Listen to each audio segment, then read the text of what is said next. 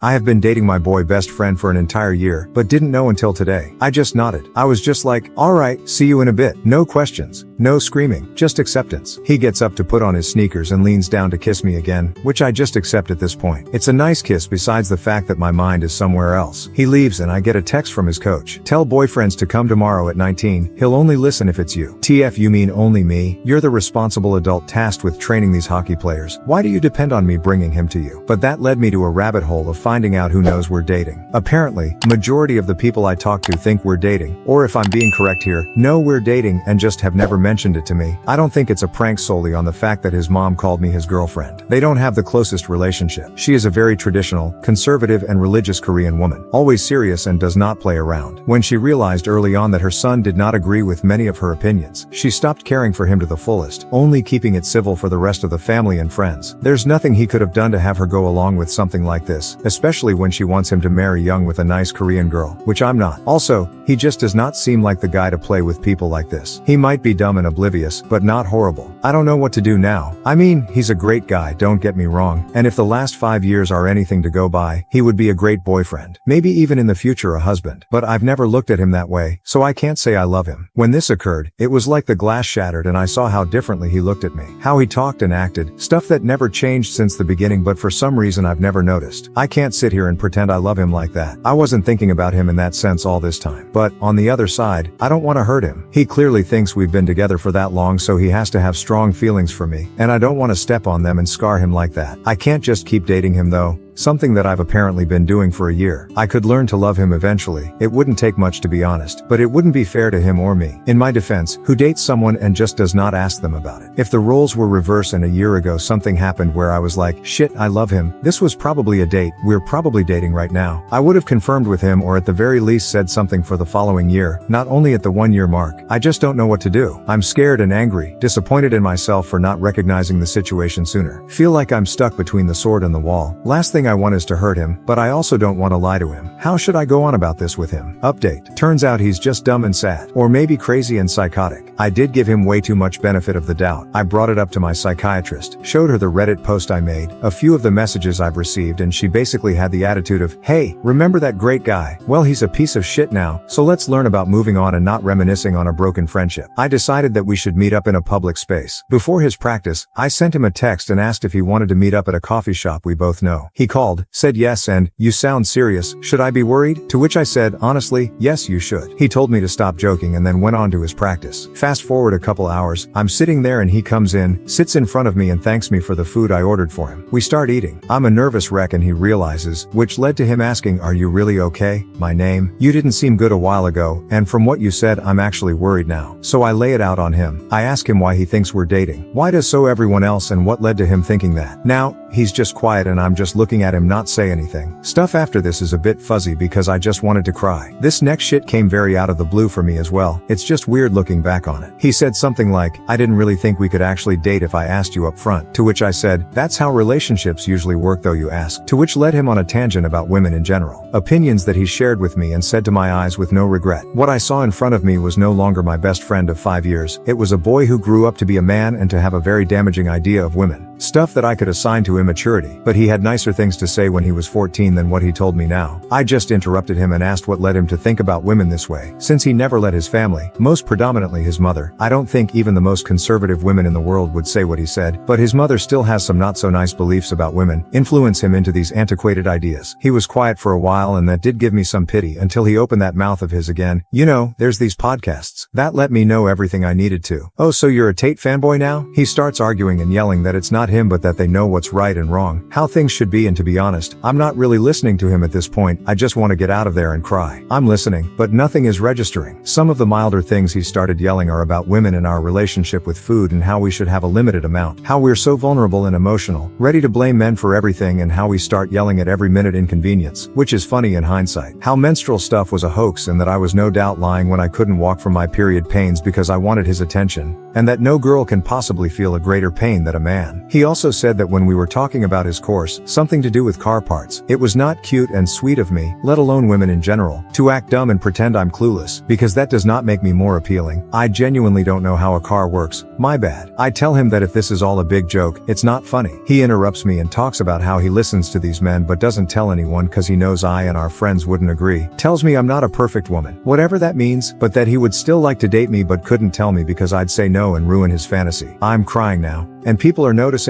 so I just want to get out of there immediately. I tell him, you're so stupid. You genuinely could have dated me. If only you had asked. You could have had everything but you started listening to opinions of guys who have nothing. How sad can you be to pull a stunt like this instead of asking like a normal person? He starts yelling that I'm wrong and they know what is right, starting a whole rant that I don't have the strength to listen to. I stand up, start walking and he grabs my arm. More people are staring. I tell him to let go and he only does when I threaten to call the police. I left telling him to never speak to me again. I am now home. I've blocked him on everything and told some friends what happened. They were all shocked by how he acted and what he said. One guy did tell me he was always easy to influence though. I asked why they thought we were dating and they told me it was how we acted like a couple. I guess that one is on me, combined with the fact that he told them yes when they asked and since the behavior checked out, they just never thought to talk about it with me. I'm not responding to any of them right now. To be honest, I'm moving cities in a few months with my family. I used to cry about it nonstop because I'd have to leave all my friends here, including him, and that was the last thing I wanted. Now, I'm kinda glad I don't have to worry about bumping into him. I just feel distraught. Like, that was a nice friendship. It was a pillar of my childhood and now it's just gone. He said and did some nasty things, even if it was in the span of a few hours. If up until moving he comes up to me personally or tries to pick me up from class, I'll repeat that I do not want him in my life anymore. If push comes to shove, I'll call the police. Not that I think they'd do anything though. I'm also sharing my location with both my older brother and father. Yes, it might be a bit delusional and not needed, but you never know. He was a great guy and we did have a good friendship up until he decided to view women as objects and date one without asking because he deserves it. I just can't stop crying. I really thought I knew him, and for him to be able to spew those words and opinions at me like that, stuff he's always been against from what I remember, it was shocking. It's only been a few hours but it's already weird not having that constant text or call happening. I feel like it's kinda empty but I don't want someone like that next to me. The worst for me is that I see no change. He has no sisters and his mother does somewhat think that way as well, and so does his father. I just feel betrayed, I guess. It feels stupid to say but it's true. I mean, I get men like this every single day. Every girl does. It goes from professors who know me to drivers who are seeing me for the first time. Comments vary from just telling me I'm pretty to more gruesome stuff. I'm used to it. I just never expected it to be someone so close to me, that I trusted. I don't know when he started thinking like this but now it has me feeling all gross and dirty. If he thinks like this about me and never said it, I don't even want to know what he thinks about our mutual trans friend. What his opinions are actually like when he's always been nice and respectful to her. It does help me chuckle a bit that some of the things he said were just so textbook misogyny that it seems he learned them on a Joker Sigma Instagram account. That is so stupid it's kinda hilarious if you omit the part where he said rape is not a real problem. So that is that. I thought I had a nice friend by my side, but guess not. Never trust a guy even if you grew up with him. They'll disappoint you eventually.